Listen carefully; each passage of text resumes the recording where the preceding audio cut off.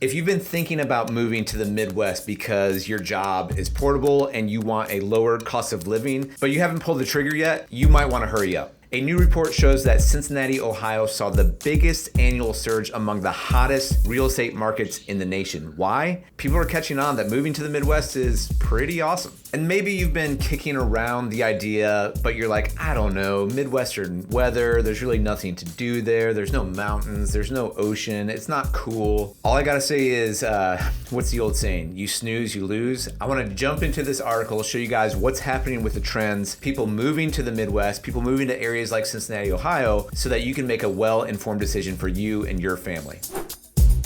Hey guys, welcome back. It's Eric Sztanyo from Keller Williams Realty and TeamStanyo.com, where we are helping you find your home and strengthen your family. Guys, I grew up in Cincinnati, moved down here from Michigan when I was 6 years old, just a wee young lad. Grew up in the area, have lived here 30 plus years now. How old am I? I've lived here 30, how old am I? Do you guys ever forget how old you are? What year is it? What year is it? I'm 41, is that right? I'm 41 years old, so I've lived here 35 years now. I know the area inside out. I have 5 kids. I've chosen to raise my family in this area because the city is amazing for putting down roots and building a family. If that interests you, Midwest, pretty cool for that. We did a whole video on that. In fact, you can, Garrett, can you pop that up right here? That video is called Cincinnati, a place where your family can put down roots. You can check that out after watching this video. So on this channel, we give you a lot of information about the Cincinnati real estate market. I know inside and out, Cincinnati and Northern Kentucky. And we help families like you thinking about moving to the Midwest. We've helped dozens and dozens and dozens of families move to the area. We'd love to help you out. But I want to jump into this article so that you know the trends of what's happening in areas like Cincinnati and the Midwest in general. All right, so this article is from the Cincinnati Business Courier, and it says that large urban housing markets are continuing to stay hot in early 2023, and Cincinnati has once again proved it's ahead of its peers. Cincinnati saw the biggest jump nationally on Realtor.com's hottest housing markets for February based on demand and the pace of the market. The Queen City soared up 165 spots to number 30 on the list, its highest February ranking in data history. So traditionally, when you think of hot real estate markets, you might think of, I don't know, Phoenix, Austin, Orlando, Nashville, LA, San Francisco, Seattle, Chicago. But what we're seeing as a national trend over and over again is a lot of those hot markets in the past are really cooling off. So I don't know what's happening in your market, but here it's getting hotter and hotter and hotter as more and more people are moving to the Midwest. Realtor.com measures a market's hotness on 2 factors: demand and the pace of the market. Demand is measured by unique views per property on Realtor.com, and the pace of the market is measured by the number of days a listing remains active on the website. The report found homes in Cincinnati were on the market for an average of 54 days in February. That's 13 days fewer than the national average. And I can probably guarantee that that number of 54 is the cumulative days on market, not the just days on market, which means if a home was listed and withdrawn or canceled and then,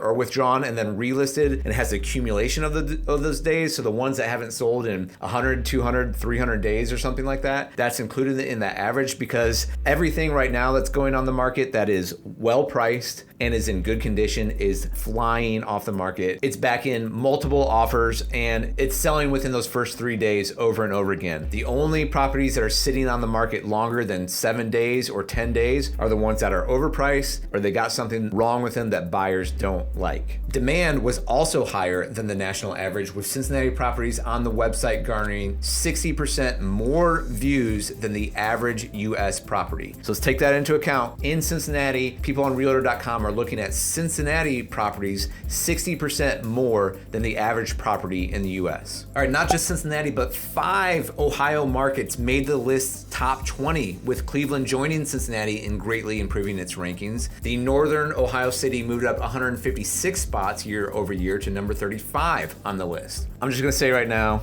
if you're looking to move back to the Midwest, don't go to Cleveland. I mean, you're gonna get dumped on with snow, the mistake by the lake. Cleveland, come on. Do you want Deshaun Watson to be your quarterback or do you want Joe Burrow to be your quarterback? It's, easy decision here. The report found the markets with the most improved rankings were all in the Midwest. I'm going to read that again. The report found the markets with the most improved rankings were all in the Midwest, and most offered more affordable homes than the national median. Why are people moving to the Midwest? It's more affordable. You could be renting somewhere in LA or New York or Seattle or San Francisco. Maybe the crime is not exactly where you want it to be right now, and you're like, why do I have this price per square foot on a property when I can move to the Midwest and get double the amount of property or home or whatever you want, and maybe even save more money? So affordability is certainly a huge driver of why people are moving to the Midwest. You couple that with jobs that are portable. We're in a post-COVID world now, and when you could take your job with you, you're kind of looking around like, why am I paying for this when we could move to the Midwest? In Cincinnati, however, red hot demand is taking a toll. Low housing inventory continues to be one of the biggest issues the market faces. I can certainly attest to this.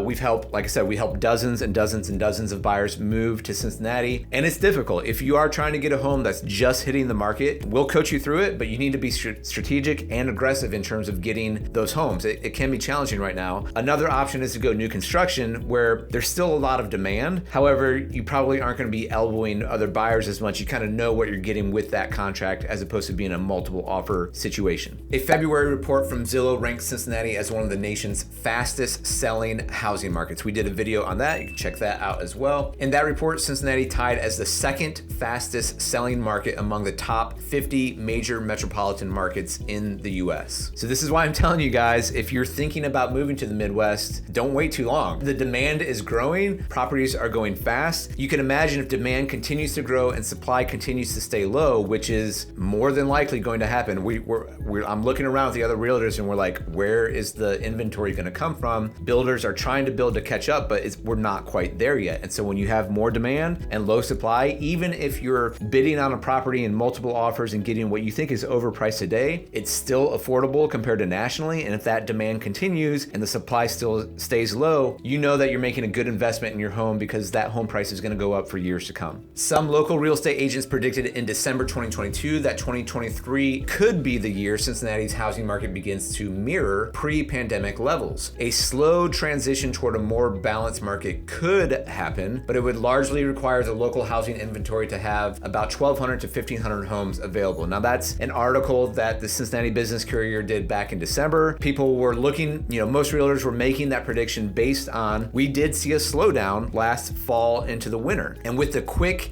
uptick in the mortgage interest rates, we saw buyers pull back a little bit, and we did see a bit of a slowdown in the market. I will tell you, as someone who's selling homes now in the spring of 2023, that slowdown is gone, okay? And the inventory has not picked back up. The inventory is still very low. And so whatever getting back into a normal balanced market, which usually means 6 months of inventory, it doesn't look like we're heading that way anytime soon yet again. So there you go. I hope that was helpful for you guys. That's a little bit of the state of the market here in Cincinnati, Ohio. I imagine the same thing is happening in Cleveland, in Columbus, in Indianapolis, in these other Midwest cities that are affordable, but still offer a lot of amenities for you to live, that offer a great lifestyle in terms of arts, music, food, breweries, professional sports, the parks. There are all kinds of reasons why you might want to move to Cincinnati, Ohio. Got 2 more videos for you guys to watch right now. Be sure to watch our pros and cons videos of living in Cincinnati, and also watch our moving to Ohio video, everything you need to know. Go ahead and click on one of those videos right now to watch. Thank you guys so much for watching. We'll see you in the next video.